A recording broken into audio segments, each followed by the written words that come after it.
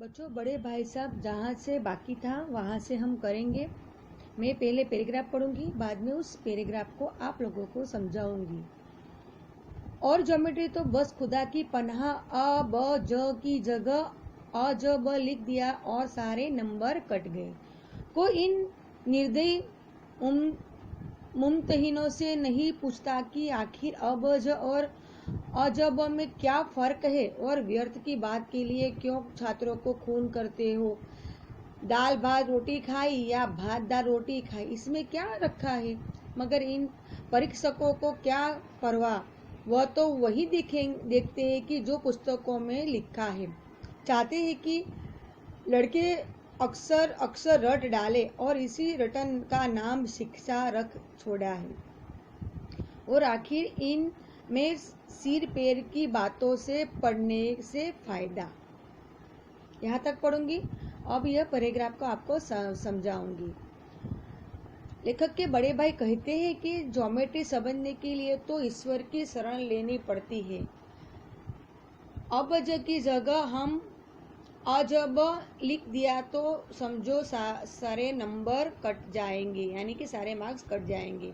कोई भी ऐसा नहीं है जो इन परीक्षकों यानी जो पेपर चेक करने वाले परीक्षकों से पूछे कि अब ज और अजब में आखिर क्या अंतर है।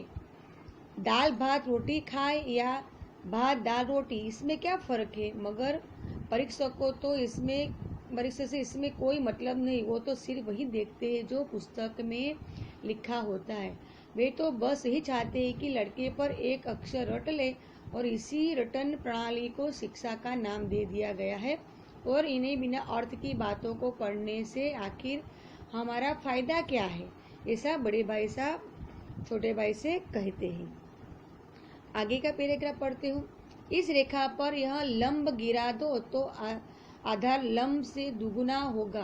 पूछिए इससे प्रयोजन दुगुना नहीं चौगुना हो जाए या आधा ही रहे मेरी बला से। लेकिन परीक्षा में पास होना है तो यह खुराफात याद करनी पड़ेगी। यह प्रयोजन शब्द के उद्देश्य है खुराफात यानी व्यर्थ की बात है। तो बड़े भाई अपने छोटे भाई से कहते हैं कि इस रेखा पर लंब गिरा दो तो आधा लंब दुगुना हो जाएगा। एक गणित के सूत्रों से संभव है, लेकिन इनका उद्देश्य क्या है, कोई यह भी तो बताओ। दुगना होकर चौगुना हो जाए या आधा ही रहे। बड़े भाई साहब कहते हैं कि इससे उन्हें क्या, लेकिन अगर परीक्षा में पास होना है तो किताबों में लिखा है उससे वैसे ही लिखना पड़ेगा। और ये व्यर्थ की बातें याद करनी पड़ेगी जिनका कोई काम भी नहीं, ऐसा बड़े भाई अपने छोटे भाई से कहते हैं। आगे का पैराग्राफ पढ़ती हूँ। कह दिया समय की पाबंदी पर निबंध लिखो जो 4 पन्नों से कम ना हो। अब आप कापी सामने खोले, कलम हाथ में लिए उसके नाम को रोइए। कौन नहीं जानता कि समय की पाबंदी बहुत अच्छी बात है। इससे आदमी के जीवन में स्वयं आ जाता है, दूसरों का उस पर स्नेह होने लगता है और उनके कारोबार में उन्नति होती है। लेकिन इस जरा सी बात पर 4 पन्ने कैसे लिखे जो बात एक वाक्य में कही जा सके, उसे 4 पन्नों में एक लिखने की जरूरत। मैं तो इसे हिमाकत कहता हूँ। यह तो समय की किफायत नहीं बल्कि उसका दुरुपयोग है कि व्यर्थ है किसी बात को ठूस दिया जाए। यहाँ तक पढ़ूंगी। अब इस पैराग्राफ को समझाऊंगी। यहाँ हिमाकत शब्द का है बेवकूफ़ी और दुरुपयोग शब्द यानी अनुचित उपयोग। बड़े भाई साहब अपने भाई से समझाते हुए कहते हैं कि परीक्षा में कहा जाता है कि समय की पाबंदी ऊपर निबंध लिखो जो 4 पन्नों से कम नहीं होना चाहिए। अब आप अपनी कापी सामने रखकर अपनी कलम हाथ में लेकर सोच सोच कर पागल होते रहो। समय की पाबंदी बहुत अच्छी बात है।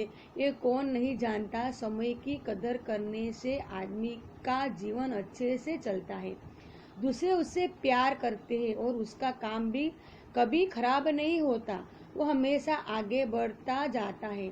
लेकिन इतनी सी बात के लिए कोई 4 पन्ने कैसे लिख सकते हैं। जो बात आप एक वाक्य में कह सकते हैं उसके लिए 4 पन्ने लिखने की क्या जरूरत। अब बड़े भाई साहब तो इसे बेवकूफ़ी मानते हैं। यह तो समय की बचत नहीं बल्कि उसका अनुचित उपयोग है, यानी कि व्यर्थ, समय का व्यर्थ करना ही है। आप किसी बात को ठूस ठूस कर लिखो जिसकी कोई ज़रूरत ही नहीं है, यह इसमें समझाया है।